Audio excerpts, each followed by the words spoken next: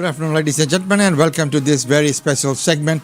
Well, we have featured the Yes campaign, and we had Michelle and Walters in here from the Yes campaign to talk about their side. And today we are going to be talking to Senator Nampijinpa Price and also Senator Paul Scar. And we'll talk about their case, which is no for the vote, no campaign. So let's get into that interview and find out for ourselves. And later, next week, we will play both of them, one after another, so that you can make an informed decision about yes or no. But, we thought it was very the case of us to make sure that both the sides were presented through our channel so that you could actually make a very, very informed decision and you could see that both sides being presented. All right, now let's get into that interview. So, I have been doing what Coalition, welcome to the show, Senator. Thank you for having me, Umesh. Thank you, Umesh. Great to be with you again. And it's wonderful to have your commentary. So, Senator, being the chair of the No case for coalition, it must be very, very challenging and very time-consuming as well, as we are all very tight with times and things need to be done on time. So how are you keeping up with the developments? Number one, the challenge, and number two, devoting that time.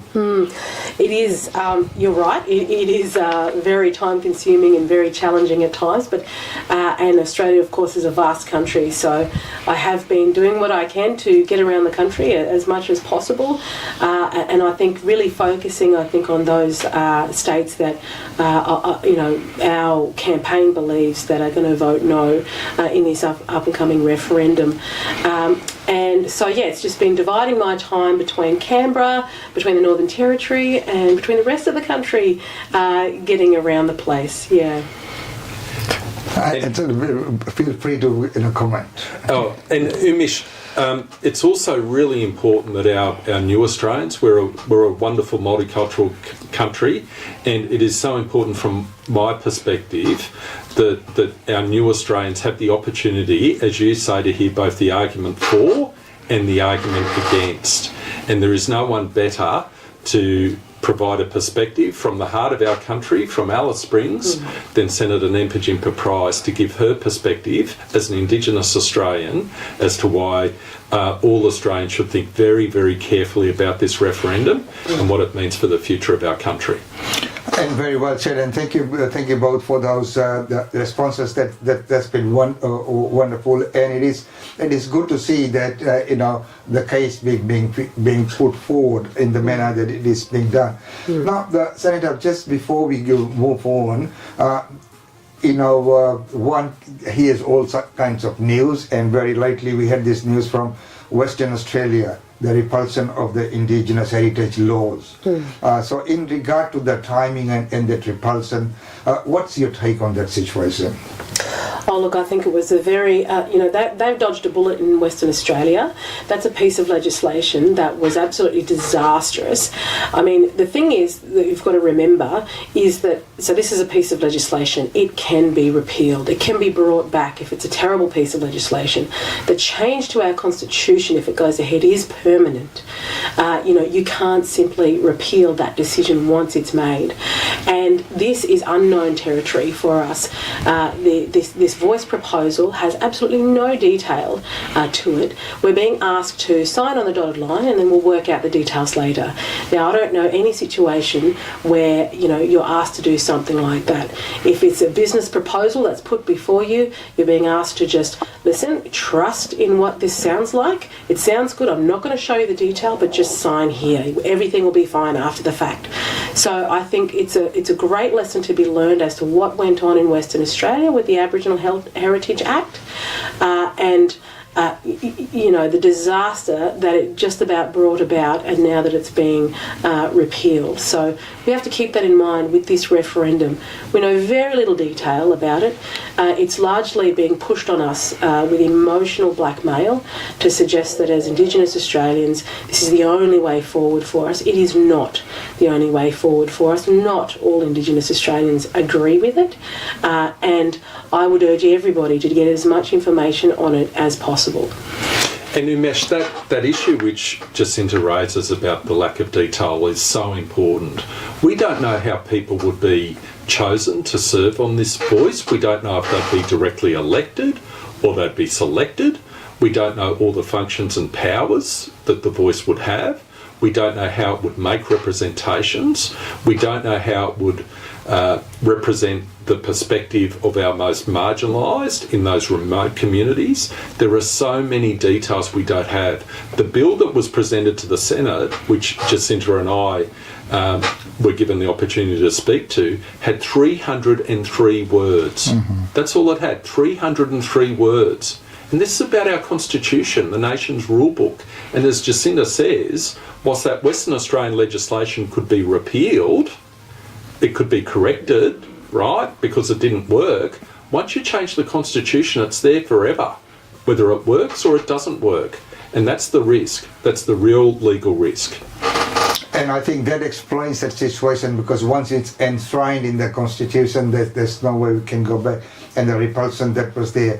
So, Senator, as the chairperson of the No campaign, I know we've touched a little bit on that one. For our listeners and our viewers, why no?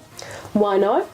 Because firstly, I don't believe we should be divided along the lines of race. I think, the Voice proposal is based on this idea that as a race of Australians, we are inherently disadvantaged because of our race. This is simply not true. 20% of Indigenous Australians are really marginalised, and that's where we should focus our efforts. Now, this for me is very personal, because as someone of Indigenous heritage, my mother is a Warlpiri woman.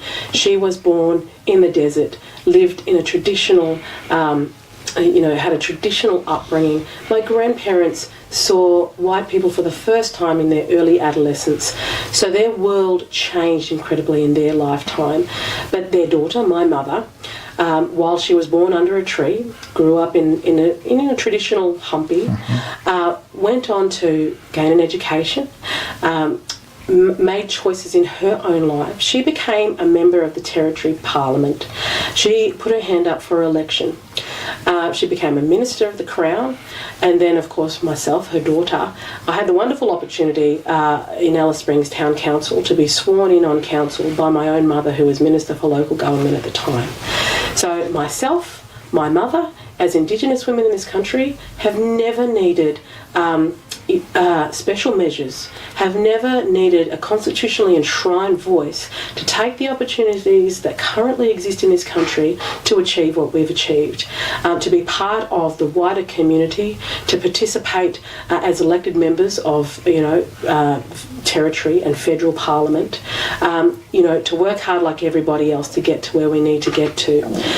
So the opportunities exist for us. They're already there. They might not be perfect in our democratic system, but they work. And, it's false to suggest that as a race of people, we are inherently disadvantaged, every single one of us. It's simply not true. So it begins from a false starting point, this whole proposal. Again, I talk about the fact that it divides us along the lines of race. My husband is a recent Australian. He's part of the migrant community. Right. And he often asks the question, well, where am I supposed to sit? Where is the migrant community supposed to sit if we now start to create classes of people in this country? So I shouldn't be treated differently as an Indigenous Australian. My husband shouldn't be treated differently as a new citizen originally from Scotland. And our children, as our blended family, shouldn't be treated differently. So my three boys that I gave birth to, and my stepson, should not be treated differently. So I can't stand for being divided along the lines of race in our country.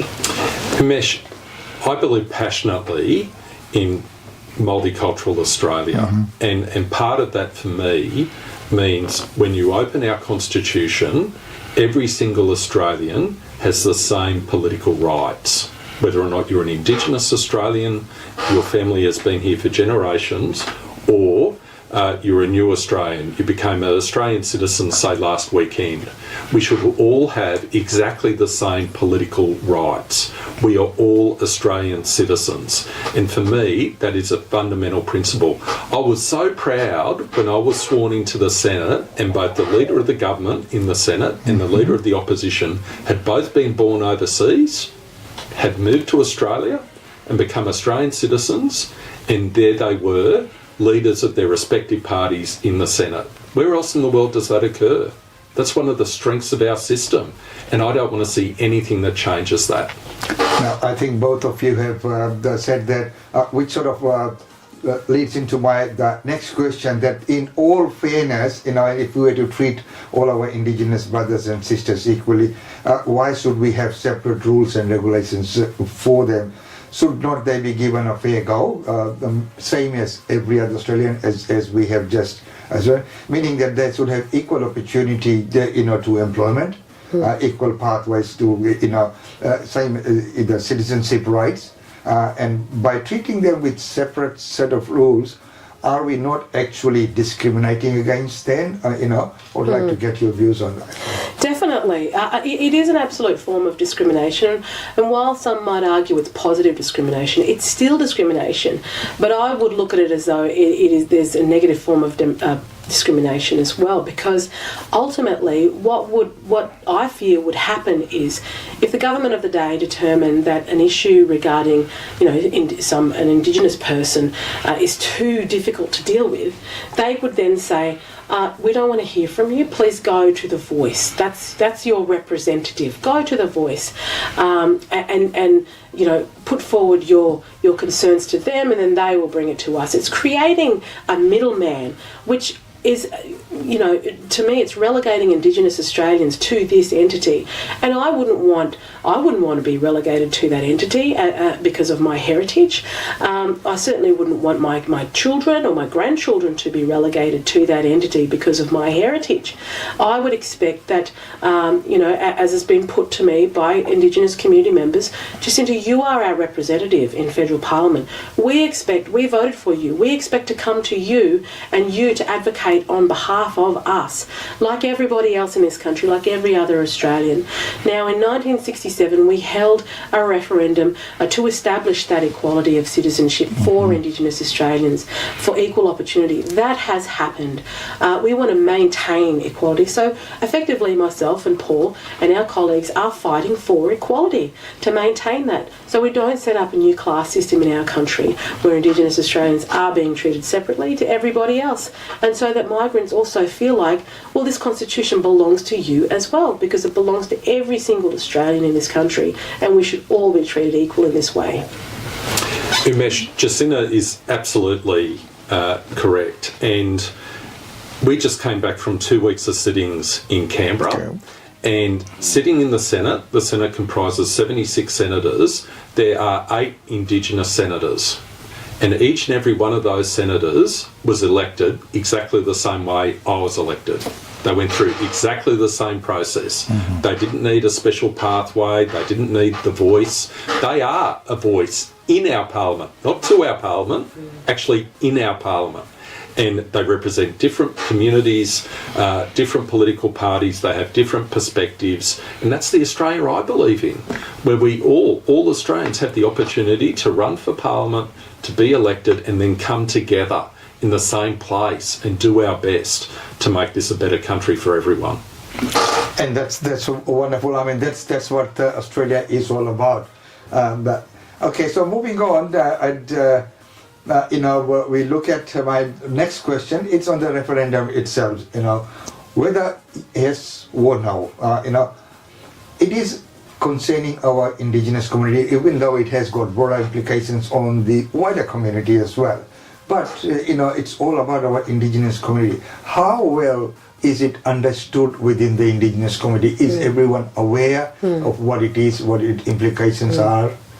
Unfortunately, for a lot of remote communities, there is a sort of a breakdown. They don't have access to the same sort of communication and media as everybody else. So it's difficult for those communities to be well informed. The downside also is the fact that you have organisations like the land councils that are absolutely for. They are campaigning for the yes side. Now, I think it's their responsibility as a statutory authority to actually provide a balanced view on an issue as important as changing our constitution. So they should be providing information on the yes and the no. Unfortunately, in those communities, they're not. They're just pushing the yes side. And one of the reasons why I put my hand up to be elected to Parliament was to ensure, to be a voice for those people in those remote communities, because they are often exploited because of their vulnerabilities. So I've been making sure that I'm having as many conversations as I can with those remote community members, many who are, when they are going to some of the major centres, finding their own source of information on this so they can be better informed when they go to vote, because there are a lot who don't feel like they have been represented by statutory authorities like the land councils. So they fear that a voice will become another one of those sorts of bodies that won't actually represent their views, will purport to, but won't actually represent their views.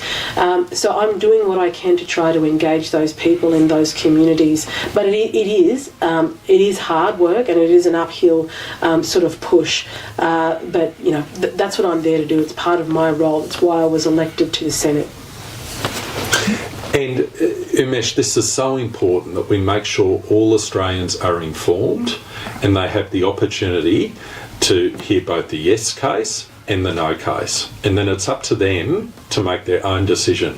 This referendum will be decided not by politicians, not by big companies, not by celebrities, but everyday Australians. So from my perspective, and one of the reasons why I'm so pleased to be working with Jacinta, is I want to make sure people have got the arguments. They've got the arguments both for and against so that they can make their own decision. And then after this referendum, we need to come together as a country and move forward. And quite rightfully said, that this will give people an opportunity to make that informed decision.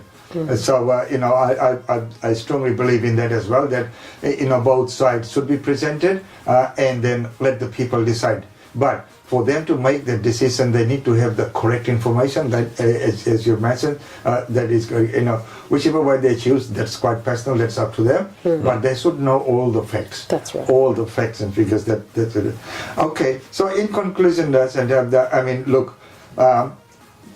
is going to be a referendum, and if a yes campaign, and if we get through, and if who knows what people will vote for, where we will go. If there is a yes vote, would it disadvantage or discriminate our Indigenous people? As I said, my fears are, that Indigenous Australians will be relegated to this particular body. There is a Minister for Indigenous Australians, and I'm the Shadow Minister for Indigenous Australians, and it is our job, it's my job certainly, to advocate for Indigenous Australians, marginalised Indigenous Australians. It is the Minister's job to act now on issues that she should be acting on. I've talked about this a lot, but there's a school in Alice Springs called Yiparinya School. The students that go to that school come from the town camps and some of the remote communities. They are some of our most marginalised children.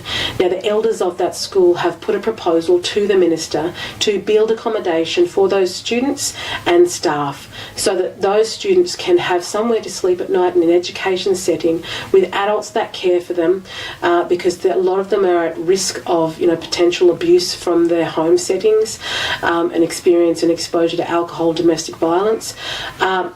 That school really needs that accommodation. There are communities that have proposals like that are ready to go, and the Minister should be acting on them right now and not suggesting that we need a constitutionally enshrined voice to Parliament for those proposals and those voices to be legitimately heard. So, I don't believe that this mechanism is going to support our marginalised. It's not supporting them now because everything's been put on hold until until this referendum's done. And that, to me, suggests that this government is absolutely ineffective if they can't act now on some of these really concerning issues. So, yeah, it concerns me if there is a yes vote that does go forward. I mean, myself and of course Paul and our colleagues would absolutely be fighting to make sure that if there, we have to be part of the model and create a model that doesn't discriminate as much as possible.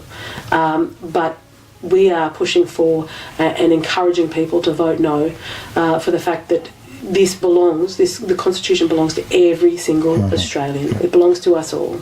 And Umesh, for me, it's that fundamental principle. When you open up our Constitution and you see each of the institutions established under our Constitution, the House of Representatives, the Senate, Executive Government, the High Court, they should be open to full and equal participation by all Australians. There should be no distinction on the basis of ancestry. And that's the Australia I believe in, and I think that's what makes us strong as a country. And my fear is, if this referendum is passed, it will divide Australia, and because it's in the Constitution, if it doesn't work, it can't be changed, it will be permanent, and it's there forever. Okay, so in conclusion, if there's anything you'd like to say? Yeah, look, again, I just... my family is very mixed. my children, my first husband's mother was Mauritian. My stepson is half Scottish. We are a very mixed family. We have mixed heritage: Malay, Indian, French, Creole, Chinese, Mozambique, Irish, Scottish, Welsh, German, English. This is what it means to be Australian. We have one of the most successful multicultural communities in the world, and we pride ourselves on that. So we should not be dividing us along the lines of race within our Constitution. We should not be creating different classes of citizens in our country. We're all Australian, regardless of whether, we've been here, our heritage goes back tens of thousands of years, or from the convict, those of us also, I have convict heritage within me as well, and whether it's those who have come here a couple of months ago. We all belong to this wonderful country, and we need to maintain our Constitution to recognise us all in this way. Absolutely, Umesh, and I think Jacinta summarised it beautifully. Our Constitution works. It provides an opportunity for all Australians to participate on an equal basis in every institution, including our Parliament. We should not change that. Thank you very much. Thank you for being on the show, Jacinta, and of course Paul. Thank you so much. And Umesh, just in conclusion, best of luck for everyone for India Day Fair on Saturday, and best of luck to you, Umesh. We'll see you all there. Thank you. Thank you. So there you are, ladies and gentlemen, the No campaign interview with Senators Paul Scar and Senator Jacinta Nampijinpa Price. So there you go. This was the No campaign, and we've also heard from the Yes campaign. And now next week we'll play both back to back so that you can make an informed decision. So ladies and gentlemen, this has been an Australian Indian radio presentation brought to you by Umesh Chandra.